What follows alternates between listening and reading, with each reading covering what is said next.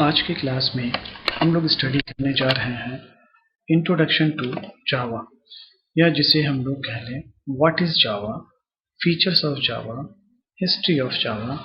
इन सारी चीज़ों को स्टडी करेंगे। तो चलिए सबसे पहले हम लोग चलते हैं व्हाट इज जावा के बारे में। Java is a simple general purpose object oriented programming language. It is developed by James Gosling at Sun Microsystem. Sun Microsystem में एक्चुअली जेम्स गॉसलिंग ने ऑब्जेक्ट ओरिएंटेशन बेस्ड जावा को डेवलप किया था. और ये सन माइक्रोसिस्टम जो है ये जाना जाता था स्टैनफोर्ड यूनिवर्सिटी नेटवर्क. एक्चुअली 1982 में 4 लोगों ने मिलके इस सन माइक्रोसिस्टम की ऑर्गेनाइजेशन किया था. उनमें जो सबसे इम्पोर्टेंट थे दैट इज को फाउंडर जो Indian institute of technology Delhi से ग्रेजुएट थे और इनका नाम था विनोद खोसला. ये इंडियन इंजीनियर जिन्होंने अमेरिका में सन जैसे ऑर्गेनाइजेशन के को फाउंडर बने. हालांकि ये एक दो साल के बाद इन्होंने कंपनी चेंज कर दिया था. चलिए आगे चलते हैं और हम लोग स्टडी करते हैं हिस्ट्री ऑफ जावा. जावा के इन्वेंशन में सबसे इंपॉर्टेंट रोल रहा जेम्स गॉसलिंग का. 1990 में जेम्स गॉसलिंग ने डिसाइड किया था कि हम एक नया लैंग्वेज डिज़ाइन करेंगे और उसमें जो सबसे इंपॉर्टेंट फीचर रखेंगे वो ऑब्जेक्ट ओरिएंटेशन का होगा. Finally after 1 year James Gosling और उनकी टीम ने अनाउंस किया कि हम लोगों ने एक लैंग्वेज को डिज़ाइन कर लिया है और उस लैंग्वेज का नाम रखा ओक. अब उसके बाद 1 साल तक काफ़ी टेस्टिंग होने लगी. एक्चुअली इंटेंशन क्या था इस लैंग्वेज को डिज़ाइन करने का? तो मेन इंटेंशन ये था कि इलेक्ट्रॉनिक्स डिवाइसेस को कंट्रोल किया जा सके या यूं ऐसा सॉफ्टवेयर बनाया जाए जिससे इलेक्ट्रॉनिक डिवाइसेस को बहुत आसानी से कंट्रोल किया जा सके. तो ये था मेन इंटेंशन. इस इंटेंशंस को पूरा करने के लिए जेम्स गॉसलिंग ने ऑब्जेक्ट ओरिएंटेशंस के फीचर्स का हेल्प लिया. 1993 में इंटरनेट का एक रिवॉल्यूशन आया. तो जेम्स गॉसलिंग ने ये डिसाइड किया कि हमारा जो लैंग्वेज है क्यों ना ऐसा हो कि उस लैंग्वेज का यूज़ करके हम वेब एप्लीकेशन भी डिज़ाइन कर सकें. इट मीन्स हमारे उस लैंग्वेज से इंटरनेट पे कम्युनिकेशन हो सके. तो अब इस कंडीशन में थे गॉसलिंग कि उन्होंने डिसाइड किया और अपनी टीम से डिस्कशन किया और इस इंटरनेट बेस्ड प्रोग्रामिंग लैंग्वेज का कॉन्सेप्ट डिज़ाइन करना स्टार्ट कर दिया. फिर उसके बाद फाइनली 1995 में सन माइक्रोसिस्टम ने अनाउंस किया कि जो प्रोडक्ट बन चुका है फाइनली उसमें बहुत सारे इम्प्लीमेंटेशन हुए. तो अब उसका रीनेम करने की बारी है. तो ये पहला टाइम था जब ऑफिशियली सन माइक्रोसिस्टम ने ओक से जावा में रीनेम किया. और उसके बाद 1996 में JDK it means Java development kit का सबसे पहला वर्जन वर्ल्ड लेवल पे रिलीज किया गया. उसके बाद इस सीरीज में लगभग हर साल एक नए वर्जन्स आने लगे. पहला इंटेंशन ये था कि जो पहला सीरीज डेवलप हुआ उन सीरीज को माना गया था वेब प्रोग्रामिंग के नाम से. इट मीन्स जेडीके 1.0 जो काफ़ी पॉपुलर हुआ था उसे कहा जाता था एप्लेट प्रोग्रामिंग के नाम से. उसके बाद ये हर साल इसमें डेवलपमेंट होते गए. जेडीके 1.1 आया. 1.1 में AWT और GUI बेस्ड प्रोग्रामिंग और भी इसमें कुछ और एक्स्ट्रा क्लासेस को इंक्लूड किया गया. उसके बाद आया J2SE that is 1.2 Java 2 standard version standard edition को रिलीज किया गया. इस टाइम में जावा 3 फ्लेवर में स्प्लिट हुआ। Standard edition that is SE, ME mobile edition, double E enterprise edition. तो जावा को 3 डिफरेंट कैटेगरीज में डेवलप रिलीज किया गया और उसके बाद ये हर साल कुछ और नए क्लासेस के साथ, कुछ और नए मेथड्स के साथ मार्केट में आना स्टार्ट हो गया और कंटिन्यू होता रहा। जावा एसी 8, एसी 9 ये वर्जन कंटिन्यू होता चला गया, बढ़ता गया और फाइनली अभी एक्सपेक्टेशन ये है कि सितंबर के महीने में ही इसी 2020 में जावा अपना 15th वर्जन रिलीज करेगा। तो चलिए अब हम लोग चलते हैं जावा के फीचर्स पे कि आखिर ऐसी क्या खूबी थी जो जावा इतना पॉपुलर हुआ। तो जावा का सबसे पहला फीचर है कि it is very simple programming language. अब ये सिंपल क्यों? देखिए मेन तो जावा को डिजाइन करने का इंटेंशन क्या था? इंटेंशन ये था कि जो भी डिवाइसेस हों उनके लिए, इलेक्ट्रॉनिक डिवाइसेस के लिए सॉफ्टवेयर को बनाया जा सके और उन्हें बहुत आसानी से सॉफ्टवेयर के थ्रू कंट्रोल किया जा सके। ये था मेन इंटेंशन।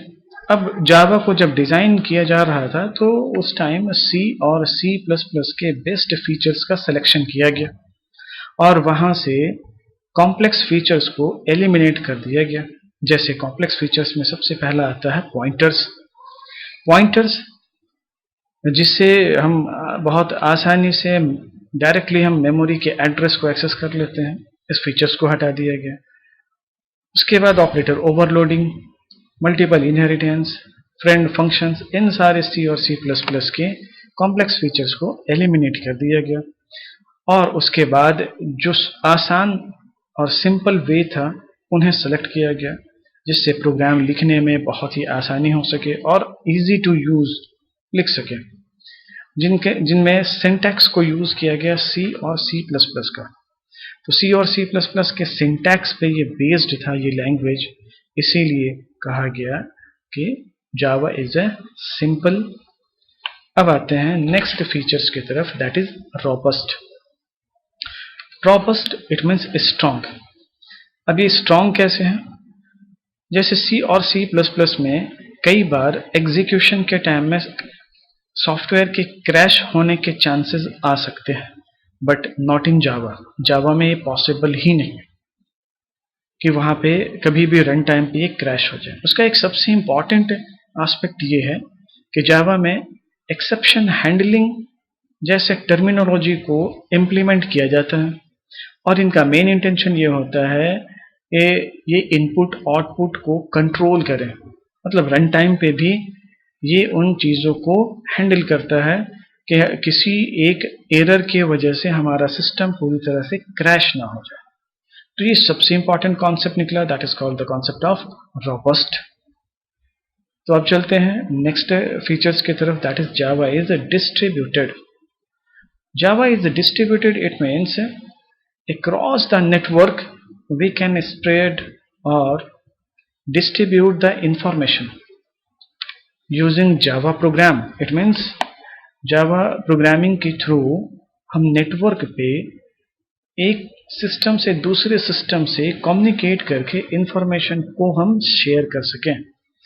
तो इस कॉन्सेप्ट को इम्प्लीमेंट किया गया with the help of TCP IP and UDP protocols.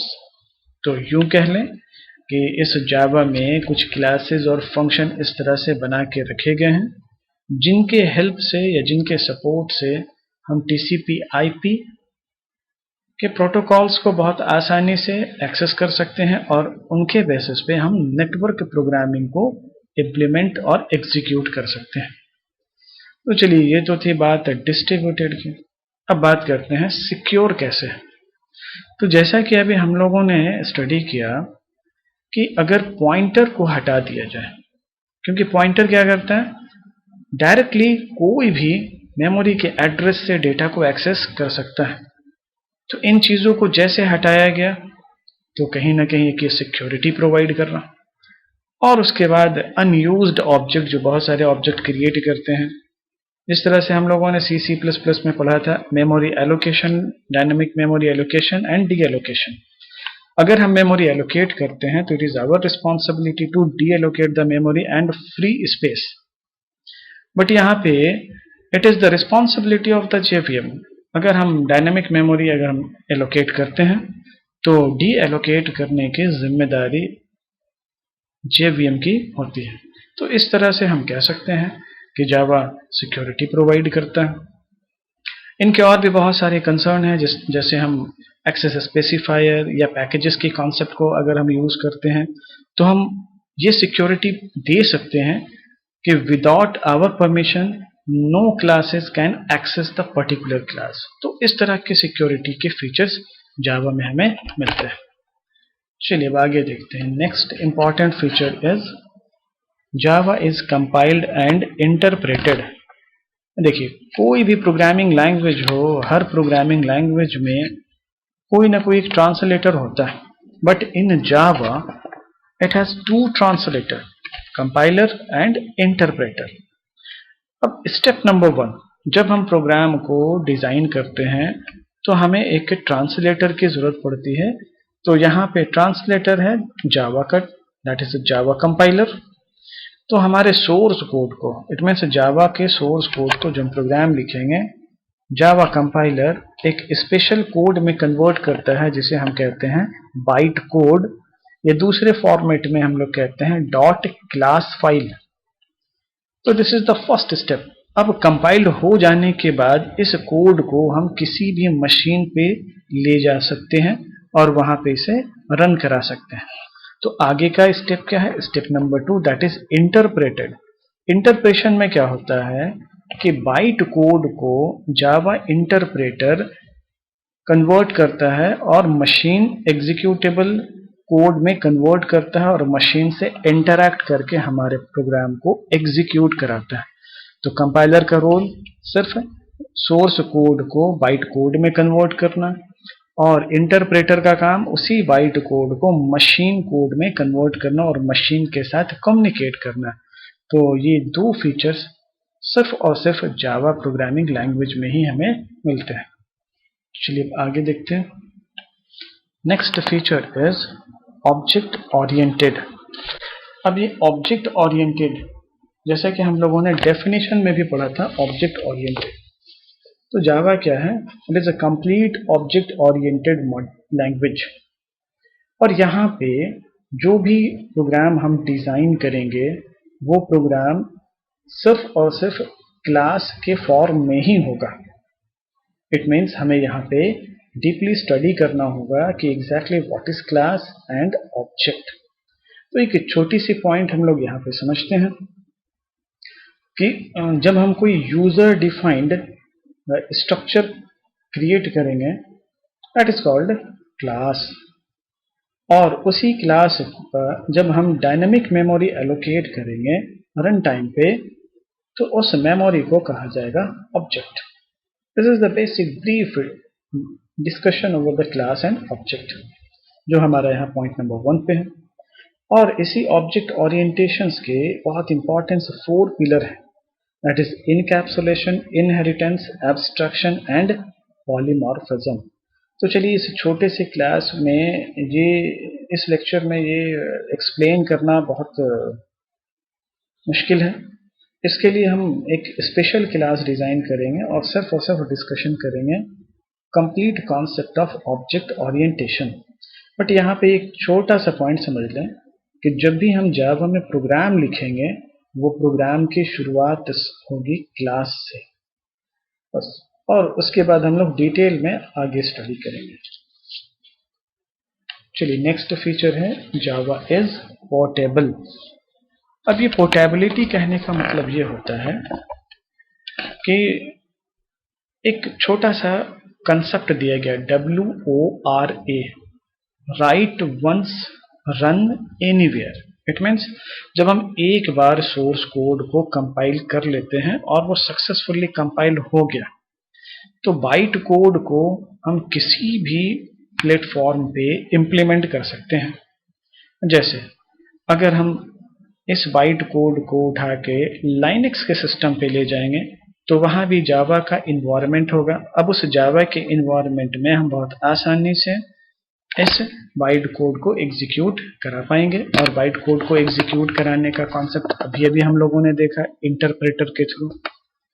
अगर इसी बाइट कोड को एप्पल के सिस्टम पे एग्जीक्यूट कराना हो, मैक ऑपरेटिंग सिस्टम पे भी, तो वहां भी जावा का इन्वायरमेंट हमें मिल जाएगा और वहां भी हम बहुत आसानी से एग्जीक्यूट करा सकते हैं।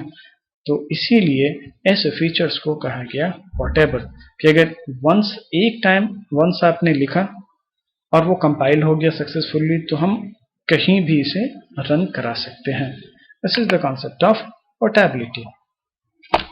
अब आगे चलते हैं और आर्किटेक्चर न्यूट्रल के बारे में समझते हैं।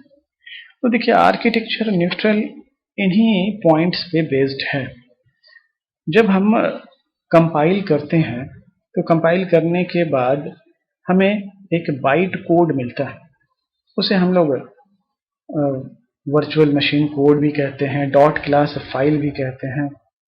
और इस बाइट कोड को हम किसी भी सिस्टम पे बहुत आसानी से एग्जीक्यूट करा सकते हैं, बट कंडीशन है कि वहां पे JVM या JRE का इंस्टॉल्ड होना कंपलसरी है।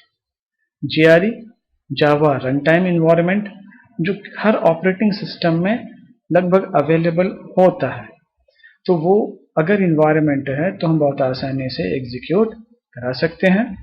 और जावा कंपाइलर जनरेट करता है इसी कॉन्सेप्ट को आर्किटेक्चर न्यूट्रल के कॉन्सेप्ट में।